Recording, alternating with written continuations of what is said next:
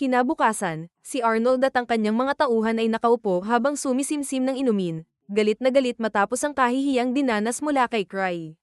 Nagngingit-ngit sila sa galit, inaalala kung paano sila paulit-ulit na minaliit ni Cry bago sila madaling pinabagsak nang hindi man lang sila nasaktan. Para dagdagan ang kahihiyan, nagkaroon pa ng lakas ng loob si Cry na imungkahi na hamanin nila ang pinakamalalakas na grupo sa kanyang clan kung gusto nilang makaharap siyang muli. Habang sila'y nalulunod sa galit, dumating ang isang lalaki na may kakaibang gupit mula sa kanyang misyon ng pagmamanman. Ikinwento niya ang mga naranasan niya sa tatlong elite na grupo na tinukoy ni Cry upang labanan nila. Una, nilapitan niya si Sven, na nagpakita ng sorpresa at disapproval. Malinaw na sinabi ni Sven na malamang ay biro lang ang ginawa ni Cry at ipinayo na huwag nila itong seryosohin. Sunod na pinuntahan ng especially Iya ay isang babaeng elf, kilala sa kakayahang magpanibago ng mga relic. Dahil kabilang ang grupo nito sa tatlong pinakamalalakas. Mabilis niyang itinanggi ang anumang kaugnayan kay Cry, sinabing hindi sila mga tauhan nito at ayaw nilang madamay sa kahit ano tungkol sa kanya. Panghuli, sinubukan niyang makipagkita sa grupo ni Ark, ngunit wala si Ark mismo. Diretsahang sinabi ng kanyang grupo na huwag silang magtiwala sa anumang sinasabi ni Cry. Sa narinig, si Arnold, na wala pa ring kahihiyan, ay sumiklab sa galit. Ang kanyang kahihiyan ay nauwi sa nagbabagang hangarin na makapaghiganti kay Cry. Ngunit bago siya makakilos sa kanyang galit, isang tauhan niya ang nagmungkahing maghintay muna. Ipinanukala nito na maghintay sila hanggang sa Grand Auction, kung saan maaari silang makakuha ng mas mahusay na kagamitan. Sa swerte, baka makahanap din sila ng mamimili para sa kakaibang relic na hindi nila naibenta sa kanilang sariling kaharian. Samantala, si Cry at Tino ay bumisita sa isang tindahan ng relic upang ipa-analyze ang isang artifact na kamakailan lang nilang natuklasan sa isang eksperto. Nang ipinaliwanag ni Tino sa matandang tagapagsuri na nakuha niya ang relic mula sa isang level 1 treasure vault sa pagsunod sa payo ni Cry, napanganga ang lalaki. Ang relic ay mas mataas ang antas kaysa sa inaasahan mula sa isang mababang level na vault. Labis na natuwa si Cry sa revelasyong ito at agad na nagtanong tungkol sa epekto ng relic. Gayunpaman, ipinaliwanag ng appraiser na kakailanganin ng masusing pagsusuri at oras, lalo na't marami pa siyang relic na kailangang suriin bago ang nalalapit na auction. Lalo pang lumaki ang pananabik ni Cry at hiniling niyang makita ang mga relic na nakatakdang isali sa auction, kasabay ng pagsasabing kausapin na lamang ng appraiser si Tino sa pansamantala. Bagamat nagatubili sa una, pumayag ang matandang lalaki, na antig dahil si Tino ay nagpapaalala sa kanya ng kanyang apo. Habang nag-uusap sila, tinanong niya kung kumusta na si Tino at pinayuhan itong umasa sa mga kasamahan kung sakaling maramdaman niyang nahihirapan siya. Binanggit din niya na, sa kabila ng mga kahinaan ni Cry, maaasahan ito. Ang mga salitang ito ay nagdala kay Tino sa isang alon ng pagdududa sa sarili. Sinimulan niyang purihin si Cry bilang isang kahanga-hangang tao, kahit pa may malaking utang ito at madalas na padalos-dalos. Pinaghinayangan niya ang kanyang sarili, na pakiramdam niya ay sobrang salat kumpara kay Cry. Naalarma ang appraiser sa mga pahayag ni Tino at nagsimulang mag-alala sa impluwensya ni Cry sa kanya. Buo ang loob na kausapin ito, dumiretso ang appraiser upang kamprontahin si Cry. Sa sandaling iyon, si Cry ay humahanga sa isang kakaibang item sa mga relic, isang maskara na ginawa mula sa mukha ng Colossal Titan. Naniniwala siyang may kakayahan itong baguhin ang kanyang itsura ayon sa kanyang kagustuhan. Naalala ni Cry na mayroon na siyang katulad na maskara dati, ngunit sinira ito ni Liz dahil nainis siya at nakaramdam ng takot. Ngayon, desperado niyang nais ang bagong maskara, iniisip na makakatulong ito sa kanya upang mabuhay ng hindi laging pinoproblema ng ibang tao. Dumating ang matandang lalaki, halatang inis na inis, at sinabi kay Cry na umalis na siya dahil marami pa siyang ibang gawain. Hindi tinatablan si Cry, ipinahayag niya ang interes sa maskara at iginiit na makipagkita sa taong nagsumite nito para sa pagsusuri. Bagamat hindi pa ganap na nasuri ang maskara, hindi rin matiis ng appraiser at pumayag na ayusin ang pag-uusap. Pagkatapos nito, umalis sina Cry at Tino para kumain ng panghimagas.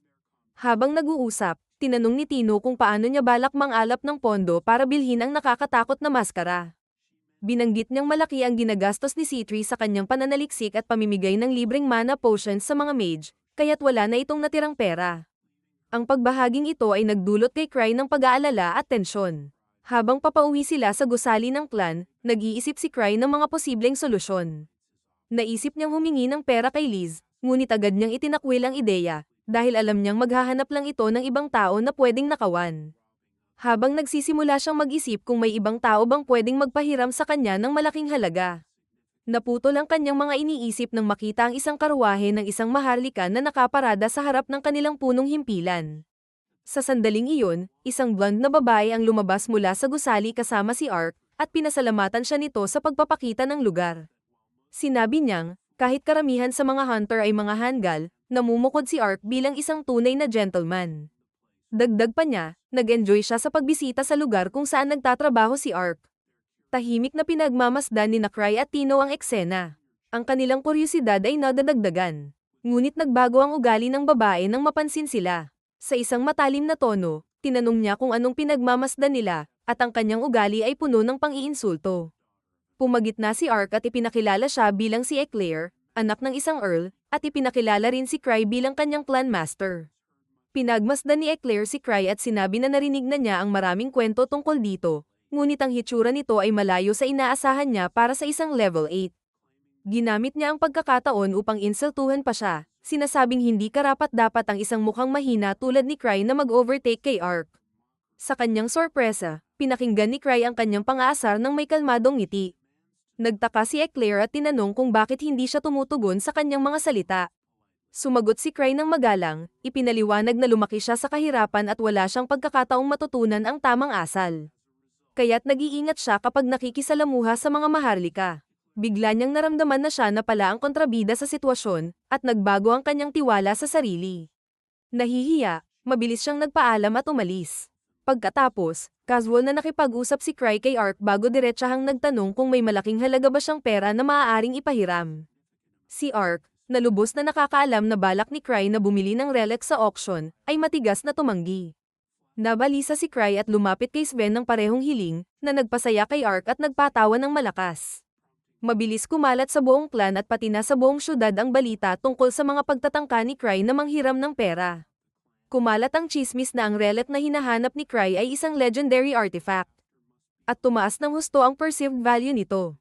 Sa kabila ng lahat ng pagsisikap, hindi nakakuha ng pondo si Cry mula sa kahit sino at napilitan niyang lapitan si C3. Agad itong nag-alok na ibigay ang kailangan niyang pera, kahit pa maapektuhan ang kanyang sariling pangangailangan. Nakaramdam si Cry ng pagkabahala at guilt dahil sa kabutihang loob ni C3. Nagkasan sila na magkita ang may-ari ng relic sa isang kafe, at umaasa si Cry na magiging maayos ang kanilang negosasyon. Sa kanyang labis na pagkabigla, natuklasan ni Cry na ang may-ari ng relic ay si Arnold. Ganoon din ang pagkabigla ni Arnold, at sumama siya kay Cry sa mesa upang makipag-ayos habang si C3 at ang alalay ni Arnold ay naglalaro sa malapit. Pagka-break ng katahimikan, itinuro ni Arnold na ni siya o si Cry ay hindi alam ang eksaktong epekto ng maskara. Gayunpaman, pinaghihinalaan ni Arnold na baka may kaalaman si Cry tungkol dito, dahil sa kanyang pagkadesperado na makuha ito. Tumanggi siyang makipag-ayos ng walang karagdagang impormasyon at hinihiling na ipaliwanag ni Cry ang kapangyarihan ng maskara. Nag-atubili si Cry ngunit sa huli ay sumagot na hindi niya maaaring ibunyag ang buong detalye ng maskara. Ipinahayag niya na ang maskara ay lubhang delikado at ipinagbawal sa kanilang bansa, kaya't pinayuhan niya si Arnold na iwasan na ito bago pa magdulot ng problema. Ang pride ni Arnold ay tumaas dahil sa babala ni Cry, ngunit mabilis din siyang nag-isip muli. Dumating ang hinala, nagsimula siyang mag-isip na gumagamit si Cry ng reverse psychology upang manipulahin siya na panatilihin ang pangit at delikadong relic. Napagtanto niyang wala siyang praktikal na gamit para sa maskara at nais niyang iwasan ang mga posibleng komplikasyon, kaya't nagdesisyon na mas makabubuti pang ibenta ito ngayon kaysa ipagsapalaran pang itago ito. Itinakda ni Arnold ang presyo ng maskara sa 10 milyon, na ikinagulat ni Cry, na umaasa na ibebenta ito ni Arnold sa halagang 30 milyon. Walang pag-aalinlangan, pinatibay ni C3 ang tiwala ni Cry, at binanggit na dahil ang presyo ay itinakda ng nagbenta, ay katanggap-tanggap ito. Agad niyang inilabas ang 10 milyon sa pera upang tapusin ang pagbili. Gayunpaman, ang gulo ay nakakuha ng pansin mula sa iba pang tao sa kafe, na nagpasimula ng isang bidding war para sa relic. Ang hidwaan ay umabot sa sukdulan ng magwagi si Eclair sa isang nakakagulat na bid na 100 milyon.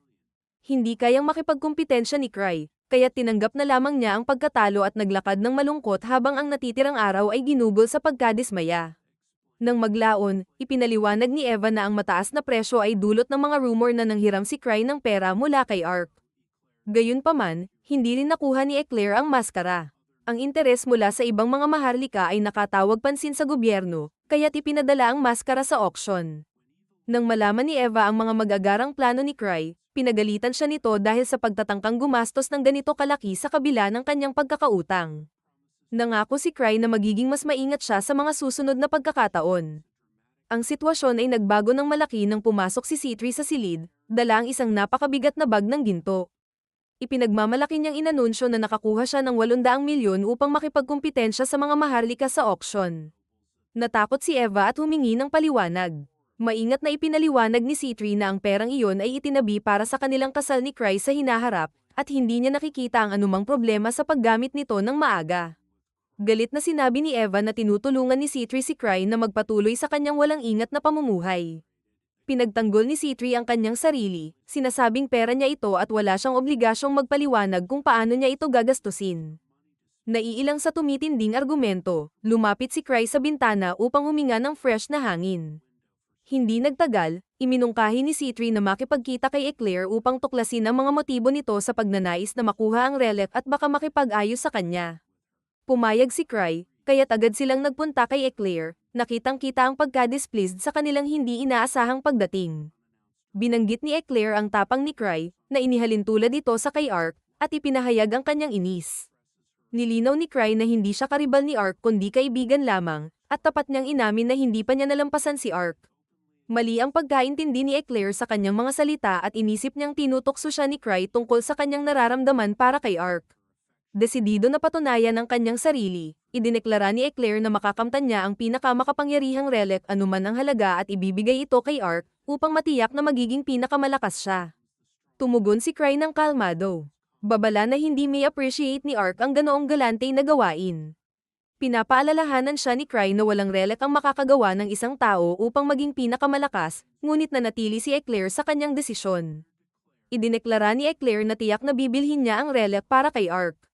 Bilang tugon, kalmado namang sinabi ni C3 na ang kanilang budget ay 200 milyon, kaya't pinayuhan si Eclair na magtangi na lang kung hindi niya kayang lampasan ang halagang iyon. Nadismaya si Eclair sa hamon at napagtanto na hindi niya kayang makuha ang ganoong kalaking halaga mag-isa. Desididong hindi sumuko, humingi siya ng tulong sa kanyang ama.